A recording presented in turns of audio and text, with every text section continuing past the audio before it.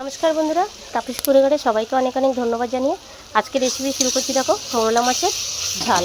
মোরলা মাছের ঝালের জন্য এখানে আমি পেঁয়াজ কুচি, আদা বাটা, রসুন বাটা, জিরে বাটা দিয়ে এখানে পরিমাণ মতন হলুদ 1 চামচ, লবণ দিয়ে ভালো করে মশলাটাকে এরকম কষে নিচ্ছি। দেখো, আর এখানে মোরলা মাছটাকে পরিষ্কার করে ধুয়ে রেখে দিয়েছি। আর এই যে জিরি করে আলু কেটে নিয়েছি, আলু দিয়ে মোরলা মাছের ঝাল করব। আর চলো, এখানে দেখো আলুটাকে ভেজে রেখেছি, এখানে চিকেন রান্না হবে, চিকেনটাও পরিষ্কার করে রেখে দিয়েছি। চলো এখন মশলাটাকে একটু নাড়াচাড়া দিয়ে নিই। দেখো মশলাটা আমার রেডি হয়ে গেছে। এখান থেকে কিছু মশলা এখানে তুলে দেবো, কেন এতটা মশলা আমার লাগবে না, এটাও মাছের মশলা হয়ে যাবে। এই দেখো বাকি মশলাটা দিয়ে এবার চিকেনগুলো দিয়ে দেবো।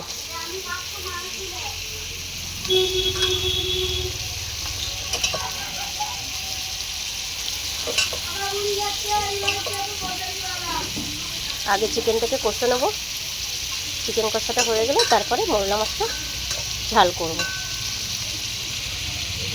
এই দেখো, ভিডিওটা দেখার জন্য সবাইকে অনুরোধ করব। আর আমার এই ভিডিওটা ভালো লাগলে অবশ্যই লাইক করো, কমেন্ট করো, সাবস্ক্রাইব করে দিও। এই দেখো এখন চিকেনটার ভিতরে ভালো করে মশলাটা মিক্স করে নেব।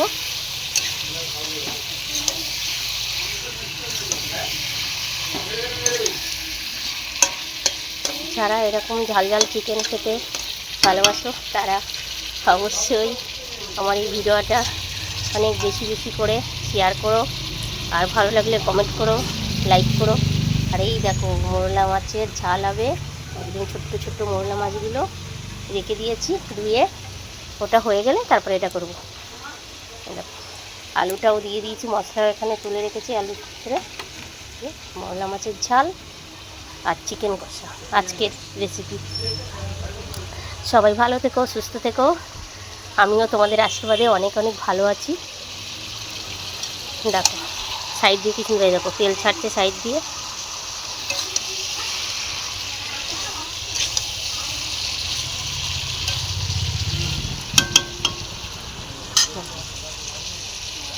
এটা আমার ততক্ষণ হচ্ছে। দেখো এই যে আলুটা সুন্দর করে লাল লাল করে ভেজে নিয়েছি আজকে। আলুটা দেবো আর একটু মাংসটাকে কষতে হবে, কষে তারপরে আলুটাকে দিয়ে দেবো।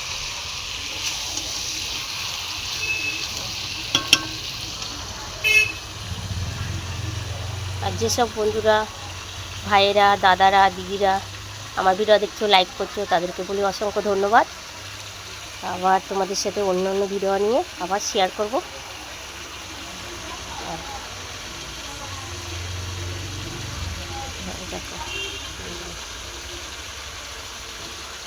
আর ফেসবুকে যেসব দাদারা, দিদিরা, তোমরা ফেসবুক খুললেই শুধু একটাই কথা শুনতে পাই, যে এর জন্যই এই ভিডিওটা তোমাদের সাথে শেয়ার করছি। আরও বিশেষ করে বলছে আমার ভিডিওতে লাইক করো, কমেন্ট করো, সাবস্ক্রাইব করো, ফুলের ভালোবাসা দেবো, এটা করব, ওটা করব।